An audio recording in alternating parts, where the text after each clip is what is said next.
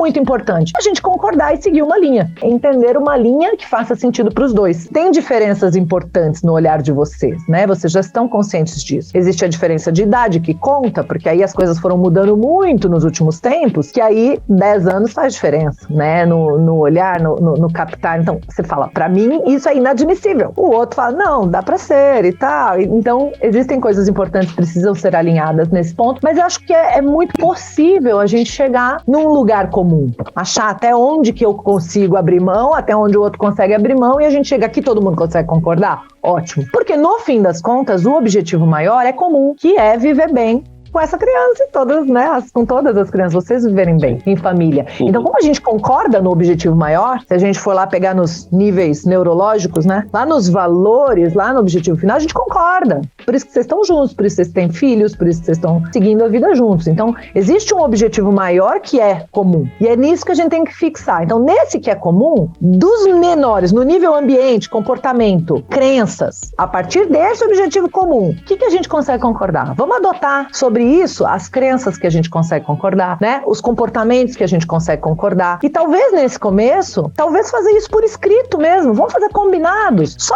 como uma forma didática de encontrar esse ponto, sabe? Então, assim, nós concordamos que a gente quer uma criança que saiba se portar, por exemplo, no ambiente público. Ah, a gente quer isso. Os dois concordam.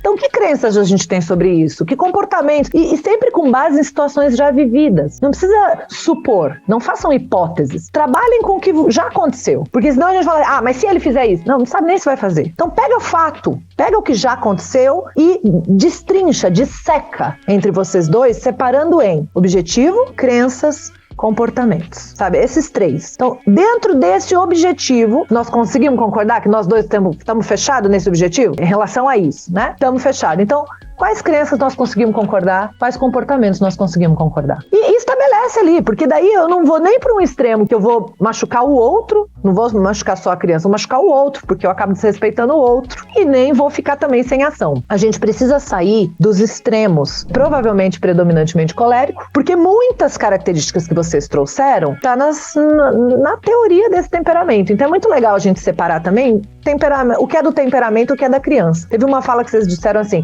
não sei nem onde ele aprendeu, mas ele fala não antes de ouvir o que vem. Isso não é aprendizado, isso não é aprendido, isso é temperamento, isso veio com ele de fábrica. Com um detalhe importante, quando ele estava lá na fase dos 2 anos, Terrible Twos, que ele queria admitir a sua própria identidade, né, descobriu que não era um com mamãe, com papai, saiu da simbiose e foi buscar ali o seu próprio individuar-se, né? Nesse momento, é a hora que eles comumente dizem não antes de saber o que vem. Porque assim, se vem de outro que não eu, é não. Porque eu agora sou mais eu. Então se vem de pai e de mãe, não. Então não sabe nem o que é. E às vezes era chocolate. Ele falou, não. Só que quando ele não conseguiu se sentir bem sucedido nesse processo, ele estende. Então aos 4 ele não precisava mais estar fazendo isso. Mas talvez por alguma razão ele não está se sentindo suficientemente autônomo. Ele está clamando por autonomia, por liberdade, deixa eu controlar a minha própria vida, deixa eu, por favor, mandar em mim em alguns aspectos, né? Claro que não vai ser possível deixar em tudo, mas a gente talvez, no que for possível, abrir mesmo espaço, fazer mais perguntas para ele.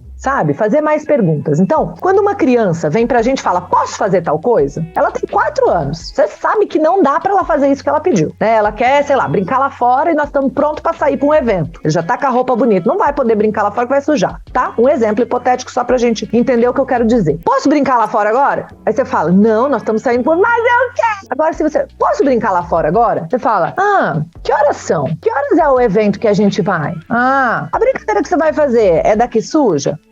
Você já tá com a roupa do evento? E se sujar a roupa do evento? Então, fazer mais perguntas, de tal forma que a criança chegue à conclusão, então vou brincar quando eu voltar, tá? Muitas vezes eles fazem isso. Então vou brincar quando eu voltar. Tá bom, combinado, né? Porque esse temperamento, quando o não vem de fora pra dentro, não dá, mesmo que fosse a mesma coisa, você ia falar a mesma coisa, só que não fazendo perguntas. Não dá, porque você vai se sujar, nós estamos saindo, já tá quase na hora de ir, o evento, a roupa, o que ele sente? Estão me controlando. Aí ele vai querer confrontar. Ele vai ou encher de argumento, ou ele vai birrar, fazer birra, ou se jogar no chão, ou se contorcer, ou ir lá pra fora mesmo, ou espernear, ou se debater. Aí ele já não tá mais falando de brincar lá fora, ele tá falando, eu quero controlar, eu quero mandar. Então, se você faz perguntas, você ensina ele a pensar. Se ele pensa, ele sente que ele tá decidindo, mesmo que não é ele que tá decidindo, somos nós. A gente tá fazendo perguntas direcionando pra decisão que a gente sabe, que é a que vai ser. Mas ele tá podendo responder, ele tá podendo analisar, ele tá podendo... Isso é maravilhoso, porque na verdade isso educa. Isso educa mesmo, ele começa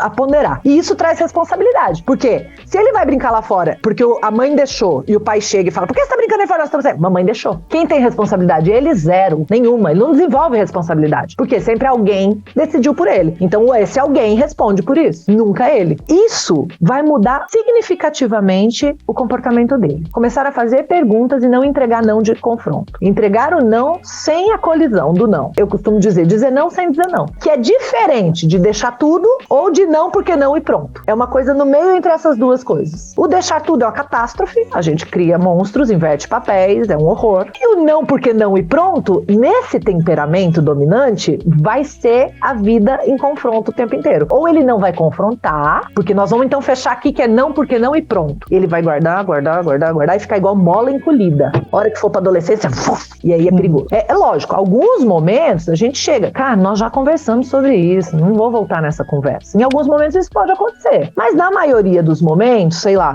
90% do tempo, o que você pensa? O que você acha? Que horas são, hein? Que horas nós vamos sair? Será que dá tempo? O que você acha? E aí você vai conversando nessa pergunta direcionada pra ele. Ah, mas e se for rápido? E se for marcar tempo? Quanto tempo? Então, é um pouco mais nessa conversa, mas nas perguntas direcionadas, sabendo onde a gente quer chegar, sabendo o que a gente tá fazendo, tendo possibilidades. Viver a vida com a criança com esses nossos fantasminhas do passado. Então, assim, se eu tenho consciência que eu fico evitando o sofrimento a todo custo da minha criança, isso vai dar ruim. E vai ser muito ruim pra quem? Pra criança. Pra criança. Ainda mais uma criança com esse temperamento forte que precisa viver, que precisa ter experiências. E o sofrimento, ele demanda isso, ele pede isso, ele precisa viver, ele precisa passar por experiências. E às vezes, as experiências nos causam sofrimento e a gente tem que estar relax com isso aí. Não é função nossa poupar a criança dos sofrimentos todos da vida. Não é, sabe assim? Muito pelo contrário. Vai dar muito ruim se a gente fizer isso. Então, ele é uma criança que ele precisa de experiência, ele precisa de vivência. E aí, algumas distinções são importantes. Por exemplo, sentir fome e passar fome. Nós estamos achando, gente, que passar fome é a mesma coisa que sentir fome. Eu tô falando nosso, é uma coisa da nossa cultura atual, é nosso momento. Nós estamos vivendo um momento que as pessoas saíram de um autoritarismo atroz e entraram numa permissividade, que a criança não pode sentir fome.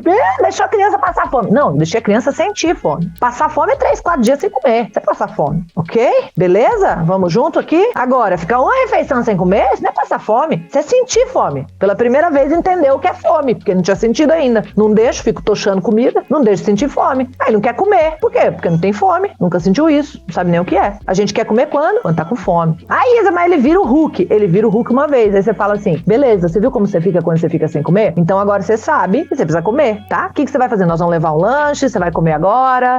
E ele vai estar junto nessa decisão. E aí o que acontece? Algumas vezes a criança não quer comer. Aí, quando eu vou criando algumas dinâmicas, não tem mais a ver com fome. Aí fica com poder. Eu não quero comer, come, senão você fica... Eu não quero comer, quem vai ganhar? Então não presta, não serve pra nada. Então come, porque senão você vira o Hulk. Não, eu não quero comer. Ah, é? Você não quer comer? Não. E nós vamos aonde, hein? Nós vamos em tal lugar. Quanto tempo vai demorar, hein? Qual a vez que a gente vai poder comer de novo, hein? Então o que você quer fazer? Você quer levar? Ou você vai comer um pouquinho agora pra gente não sair sem comer? Porque, sabe, assim, você cria raciocínio, porque ele é muito inteligente. Ele é sagaz. Esse temperamento é sagaz. Aliás, o desenvolvimento cognitivo desse temperamento não acompanha a maturidade emocional. Então ele entende muito mais coisas do que ele dá conta. Tem temperamentos que não fica tão discrepante isso, mas no colérico isso fica discrepante. É assustador. Em alguns momentos parece estar falando com um adulto. E em outros ele tem reações de muito criança. Você fala, cara, como assim? Já entende porque tá fazendo isso. Outra coisa, o sarrafo deles é muito alto. Ele mesmo tem um sarrafo muito alto. Ele odeia errar. Ele odeia perder. Ele odeia a fragilidade. Ele não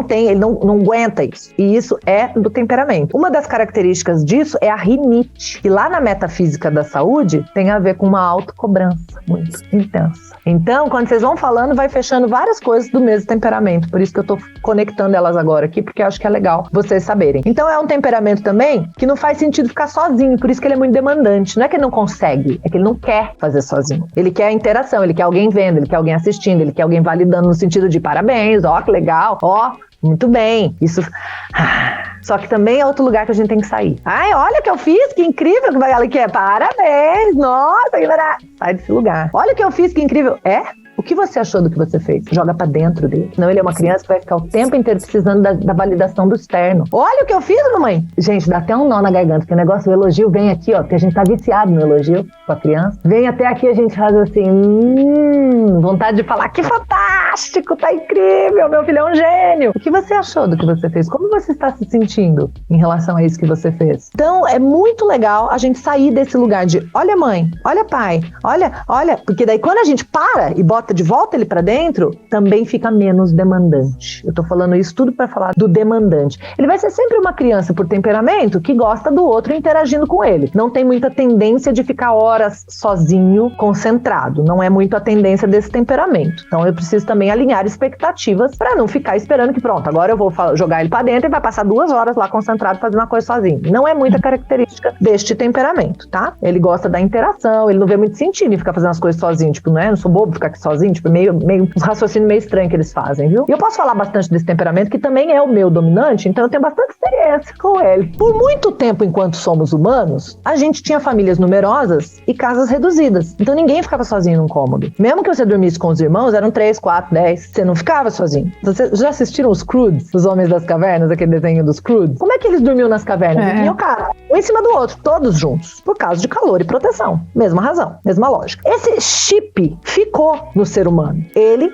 almeja, ele anseia por isso. Com um acréscimo. Agora nós estamos em casas maiores, famílias menores, então estamos mais distantes fisicamente, mais sós, e passamos o dia trabalhando. Então, estamos em déficit de contato, estamos em déficit de apego, de chamego, de tato, de pele. Então, acaba que dormir junto é uma forma de compensar um pouco essa ausência, essa falta, esse chamego, esse tato. Por isso, ela é quase instintiva, a gente vira meio bichinho, principalmente a mãe e a criança, nesse desejo de dormir junto, de ficar junto na hora do sono. O importante é, está virando uma dependência? Opa, então precisamos buscar mais autonomia em relação a isso. Então, eu acho que essas coisas são mais importantes do que até qual idade, tipo, marcar uma data, assim, sabe? Eu tenho um pouco de dificuldade com essas coisas exatas, assim, de faixa etária, porque depende, né? Depende a circunstância, depende o contexto, depende como que a criança tá, se a criança tá bem. Agora, o que é muito importante? Que a gente tome decisões em relação a isso mais pela necessidade dela do que pela nossa. Porque às vezes a necessidade é nossa.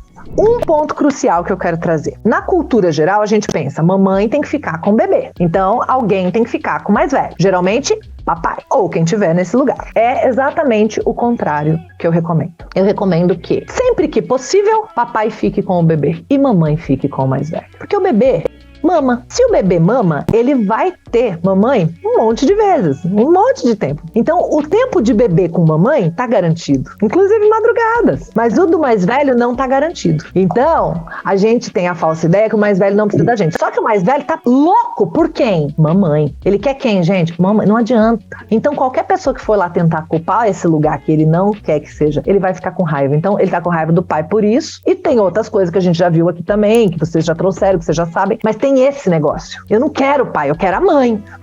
Que você aqui de novo, eu não quero. Eu quero a minha mãe. Então, é o movimento contrário. Sempre que possível, o bebê com outra pessoa e a mamãe com o filho mais velho. Isa, pra sempre? Não. Você vai sentindo que ele vai ficando seguro? Ele vai se liberando. Ele vai te liberando também. Ele vai ficando autônomo, feliz, tranquilo. Pronto, acabou. Não precisa. São pequenas pontes emocionais que eles vão atravessando. Já entendi que eu não perdi mamãe. Pronto, posso relaxar. Não preciso demandar tanto. Pronto, posso voltar a crescer. Posso voltar a amadurecer, posso voltar a não precisar, porque eu já entendi que eu tô seguro, que mamãe tá aí pra mim também quando eu preciso. Isso é no começo, a gente conduz de uma maneira assim, a criança vai se tranquilizando. Mamãe tá pra mim. Pronto, ótimo, maravilha. E vai. Sabe? Vai se tranquilizando. É uma criança que, gente, combinado não sai caro. Só que tem que ser um combinado que ele realmente concorde. Não pode ser um contrato unilateral. E aí a criança esperneia, a criança não vai, não funciona. Mas esse é um menino que, quando ele se sentir tratado com dignidade, quando ele achar que tá suficiente a autonomia que ele tá conseguindo ter, quando a gente fizer mais perguntas do que orientações impositivas, ele combinado não sai caro. Ele cumpre. Então, se você fala, eu quero mais tal coisa. Quantos minutos? 3. Não, 20? Agora a gente pode de 0 até 5, porque é o tempo que a gente tem. 5, então tá bom, vamos botar o relógio aqui? Vamos botar o relógio aqui. Então, aí quando faltarem 2, faltam 2, hein? O que vai acontecer mesmo quando o relógio despertar? Lembra a criança. E deixa ele responder o que vai acontecer. Porque se ele concordou, ele vai responder. Se ele não respondeu, você já sabe que o concordar não foi tão efetivo. Só que cuidado, tá? Isso não vale muito pra telas. Às vezes 5 minutos não muda a minha vida, mas muda totalmente a vida da criança. Que dá aquela preparada mental que a gente faz e nem lembra mais quando a gente vai sair, quando a gente vai embora, quando a gente vai terminar alguma coisa. A gente se prepara pra isso. Se eu entro no carro pra viajar 4 horas, o meu preparo é diferente do se eu entro no carro pra viajar 30 minutos. Eu me preparo diferente. Só que eu já faço isso mentalmente e ninguém nem sabe que eu tô fazendo isso. Então a criança, às vezes ela não sabe que era 4 horas. Aí dá 1 hora ela... porque ela pensou que era outra viagem de 30 minutos. Então tem um monte de coisa legal. Então antecipar, combinar, explicar pra criança o que vai acontecer. É uma criança que funciona muito bem se ela souber o que tá acontecendo, se ela tiver um mínimo de decisões sobre as coisas. Depois que você consegue pegar o jeito com essa criança, aí é a hora que o piloto sai pra ir no banheiro, sabe? Ele já estabilizou a aeronave, já tá em piloto automático, ele consegue ir no banheiro, ele consegue ir no que tá tudo bem. Mas até a decolagem é realmente um período mais sensível, porque é uma criança que tudo ela tem argumentos, tudo ela põe pra fora as garras mesmo e ela nos desafia. Então é um caminho aí.